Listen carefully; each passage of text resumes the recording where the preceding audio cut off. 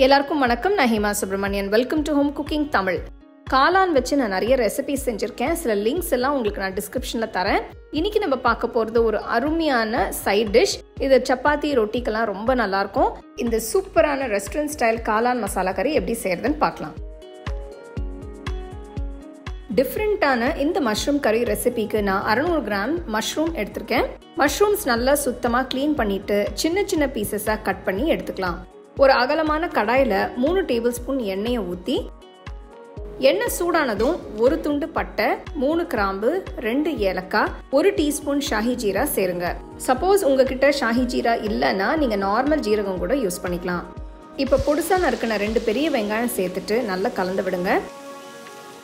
வெங்காயம் நல்லா வதங்கட்டும். வெங்காயம் வதங்கினதும் நீல வாக்கில் நறுக்கின 5 பச்சை மிளகாய் சேர்த்துடலாம். வெங்காயம் நல்லா பொன்னிறமாக வதங்கட்டும்.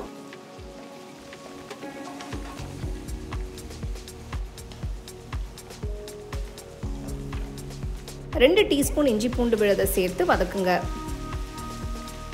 2 நிமிஷம் ஆனதும் 6 தக்காளி பழத்தோட பியூரே சேர்த்து வதக்கிக்கலாம். ஸ்டோவை மீடியம் ஃப்ளேம்லேயே வச்சு நல்லா வதக்குங்க.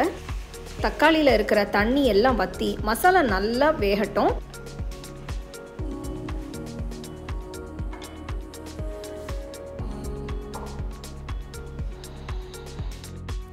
இப்போ 1 டீஸ்பூன் உப்பு, 1/4 டீஸ்பூன் மஞ்சள் தூள், 2 டீஸ்பூன் சீரகத்தூள், 2 டீஸ்பூன் தனியாத்தூள், 3 டீஸ்பூன் காஷ்மீரி மிளகாய் தூள் எல்லாத்தையும் சேர்த்து நல்லா கலந்து விடுங்க.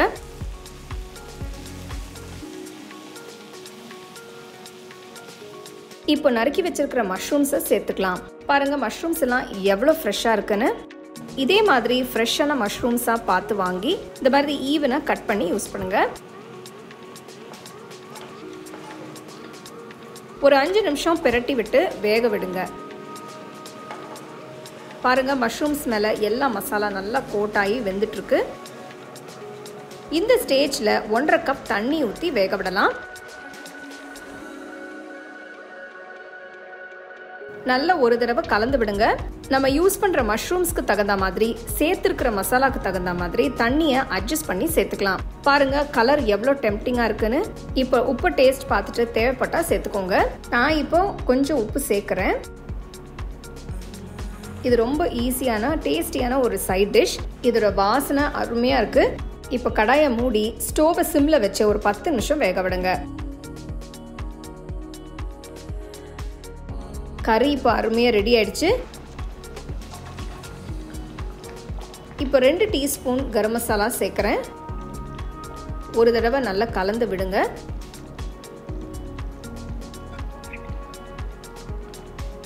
இன்னொரு 2-3 நிமிஷம் சிம்மில் வச்சு வேக விடலாம்.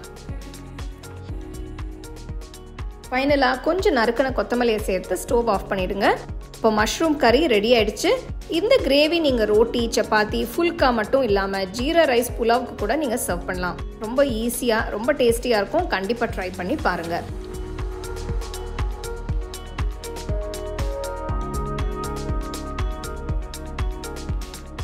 இது ஒரு பர்ஃபெக்டான லஞ்ச் பாக்ஸ் ரெசிபின்னு சொல்லலாம். ஸோ அடுத்த வாட்டி நீங்கள் ஃப்ரெஷ்ஷாக மஷ்ரூம்ஸ் வாங்கும்போது இந்த ரெசிபியை நீங்கள் ட்ரை பண்ணி பாருங்கள். ட்ரை பண்ணி உங்கள் ஃபேமிலி ஃப்ரெண்ட்ஸோடு ஷேர் பண்ணுங்கள்.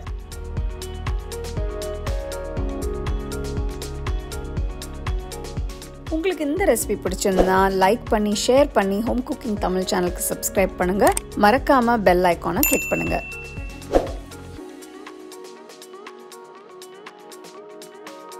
The second edition of our home cooking book is now available on our website 21frames.in.